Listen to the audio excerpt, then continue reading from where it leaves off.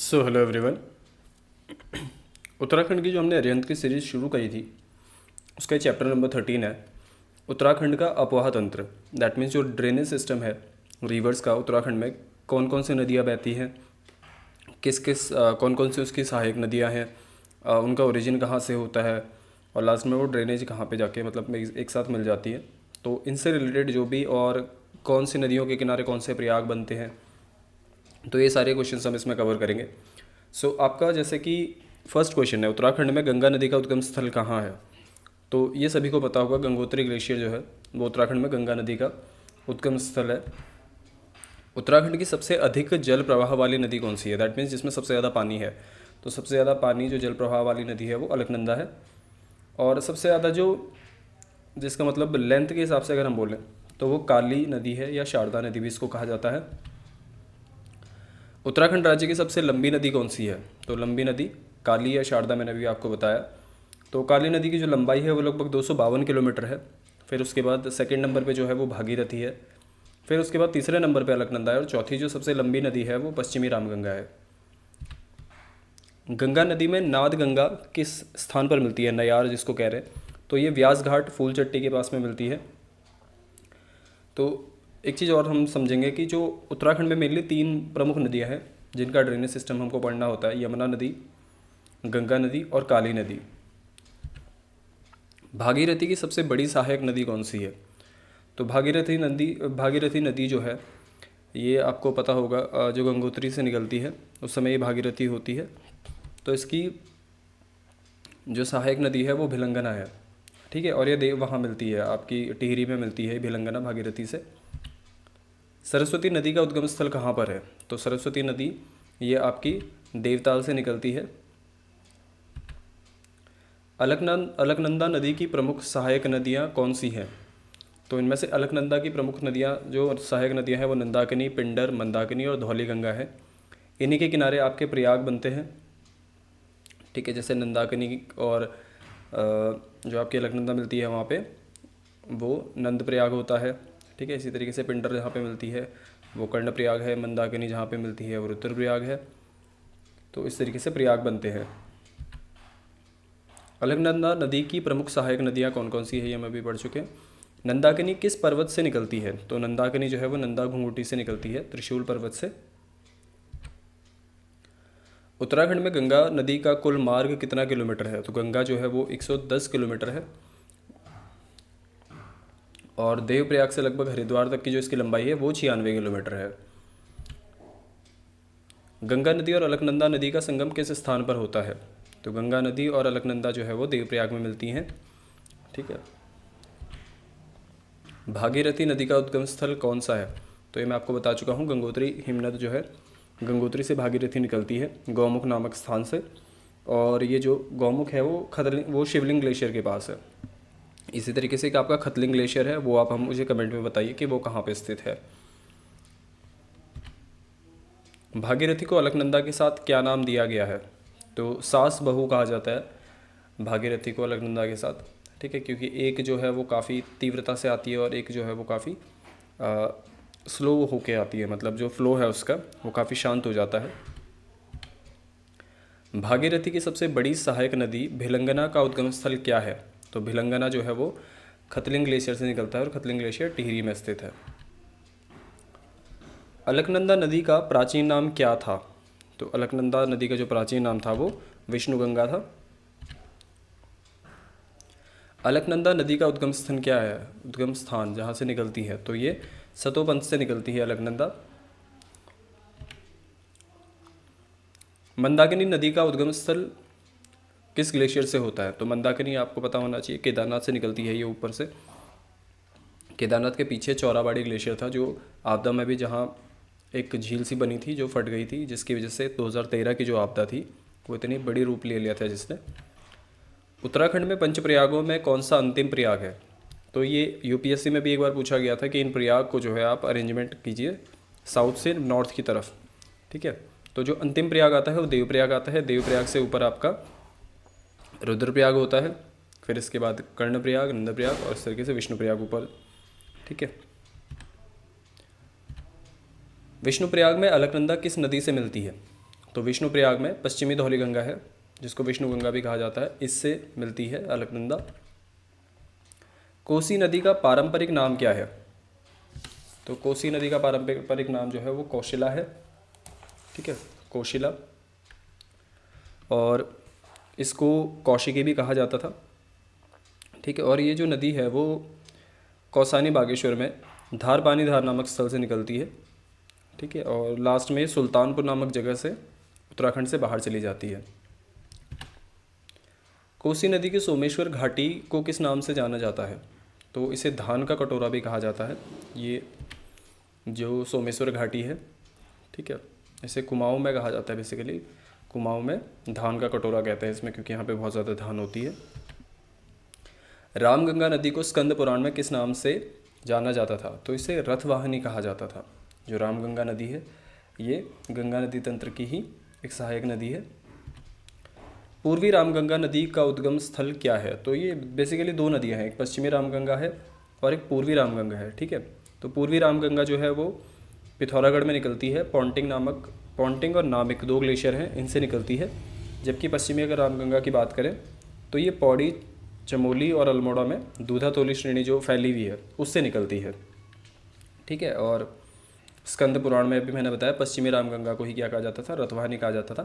लेकिन ये पूर्वी रामगंगा के बारे में है, तो पूर्वी रामगंगा का जो उद्गम स्थल है ये मैंने आपको बता दिया, नामिक ग्लेशियर और पॉन्टिंग, ये दो हैं, ठीक है, जहाँ से निकलती है ये। गौला या गार्गी नदी का उद्गम स्थल कहाँ पर है? तो ये नैनीताल के आसपास है। गौला नदी आपको पता होगा, इसके किनारे एक बहुत फेमस एक शहर है हल्द्वानी। गौला नदी राज्य से बाहर कहाँ जाती है? तो ये किच्छा उधम सिंह नगर में लास्ट में ये एग्जिट कर जाती है।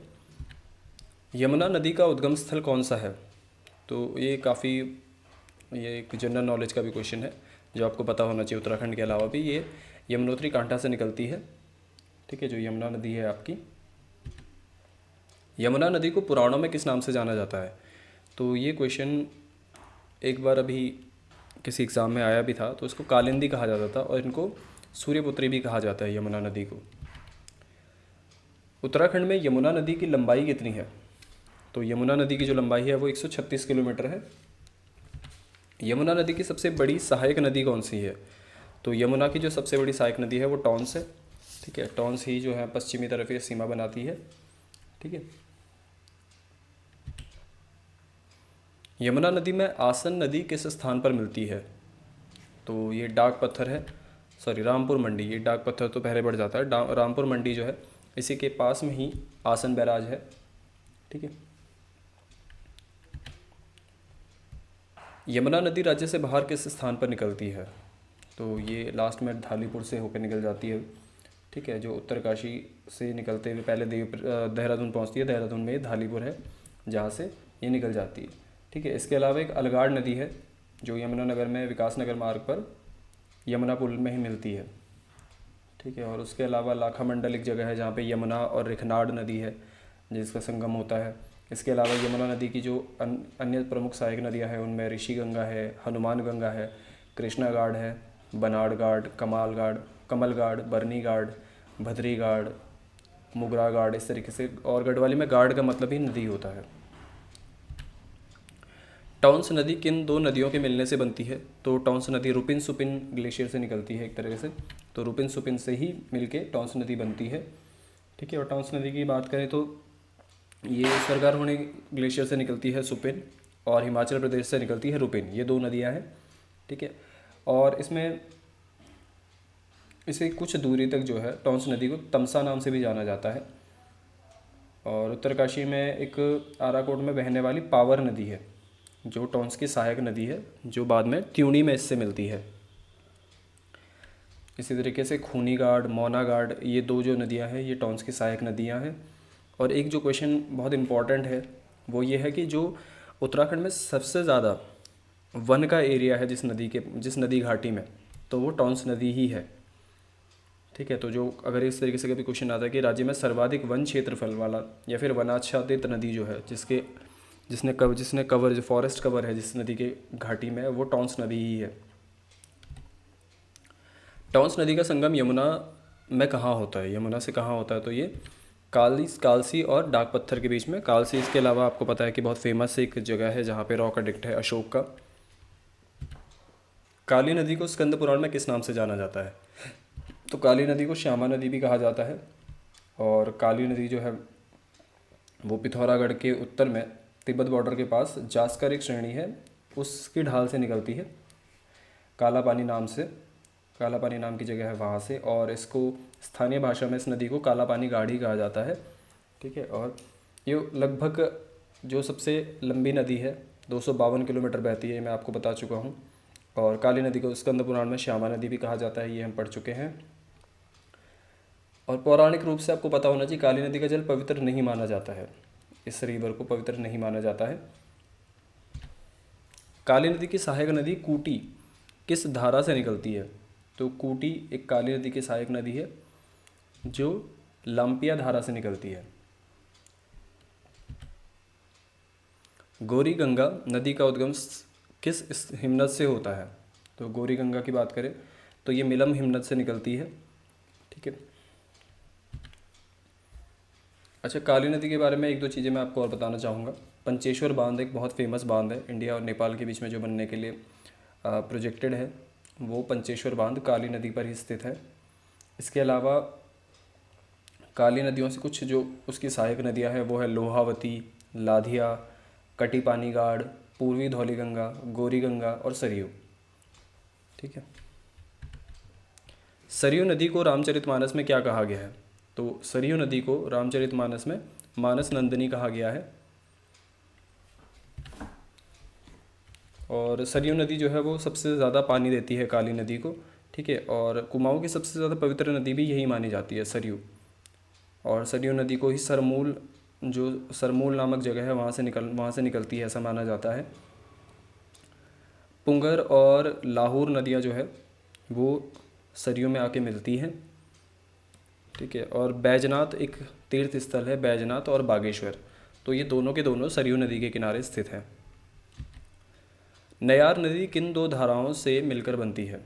नयार नदी जो है वो, जिसको नयार या नाद गंगा भी कहा जाता है, तो ये सतपुली में ही इसका संगम होता है। तो ये पूर्वी और पश्चिमी नयार से मिलकर बनी है। ठीक है। जो आपकी पूर्वी नयार है वो दूधातोली से निकलती है, ये मैं आपको बता चुका हूँ। और पश्चिमी नयार जो है वो, ये भी दूधातोली के मतलब उत्तरी पश्चिमी ढाल से निकलती है। दैट मीन्स आपका नॉर्थ वेस्ट जो वाला पार्ट है वहाँ से निकलती है। नयार नदी जो है वो पौड़ी के व्यास घाट के पास फूलचट्टी नामक स्थान पर गंगा से मिल जाती है। सौंग नदी का संगम गंगा में कहाँ से होता है? तो गंगा में जो सौंग नदी है वो रायवाला में मिलती है। और अभी आपको पता होगा कि जो देहरादून में बहुत ज़्यादा फ्लड्स आए हैं उनमें एक इम्पॉर्टेंट नदी ये सौंग नदी भी है। ठीक है। ये बेसिकली सुरकंडा से निकल के रायवाला के पास मिलती है। इसमें सिसवा, विद्यालनारों ये सहायक नदियाँ हैं इसकी। और वाल्दी नदी के तट पर सहस्त्रधारा पर्यटक स्थल है, जो अभी वाल्दी नदी जिसमें बहुत ज़्यादा पानी आ गया था, सहस्त्रधारा में काफ़ी ज़्यादा तबाही हुई उसकी वजह से, तो वाल्दी नदी आपने याद रखना है। इसके अलावा दून घाटी में जो अन्य प्रमुख नदियाँ बहती है जैसे जाखन नदी है, दुल्हनी है, नून नदी है, ये कुछ इंपॉर्टेंट नदियाँ हैं। काली नदी किस प्रमुख नदी में नेपाल से जाकर मिलती है? तो गंडक, ये गंडक भी वहीं से आती है। ठीक है। करनाली बेसिकली नदी है जहाँ जो नेपाल में जाके मिलती है काली। सरयू नदी की प्रथम सहायक नदी कौन सी है? तो इसकी सहायक नदी गोमती है। ठीक है। और कुमाऊँ की सबसे पवित्र नदी भी ये मानी जाती है, मैं आपको बता चुका हूँ। और यही जो सरयू नदी है वो सबसे ज़्यादा पानी देती है काली नदी को।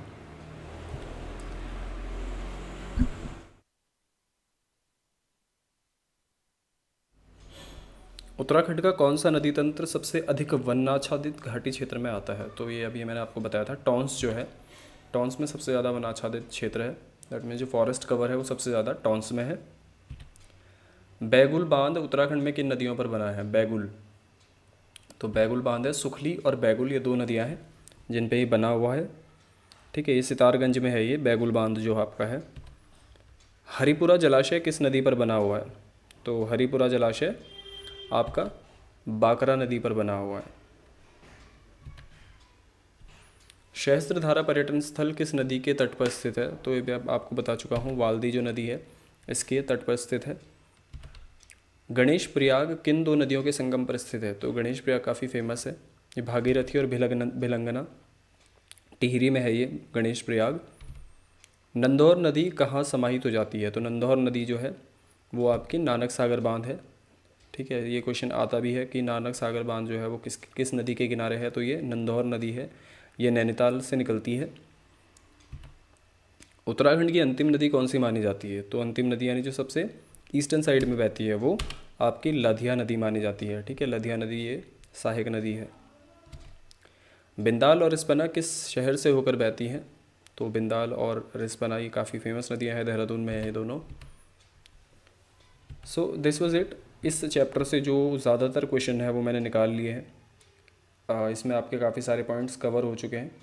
ठीक है, और कुछ जो नदियाँ एक दो शायद रह गई होंगी, वैसे तो मैंने कोशिश करी कि कुछ भी रहा ना हो, आपको फैक्ट्स के थ्रू मैंने सारा कुछ बताने की कोशिश कर दी है। इसके बाद अब हम पढ़ेंगे उत्तराखंड में ताल, झीलें और हिमनद। जो जो ताल हैं यहाँ पे, झीलें हैं और जो ग्लेशियर्स हैं उनके बारे में पढ़ेंगे क्वेश्चन MCQ की फॉर्म में। So stay blessed, thank you.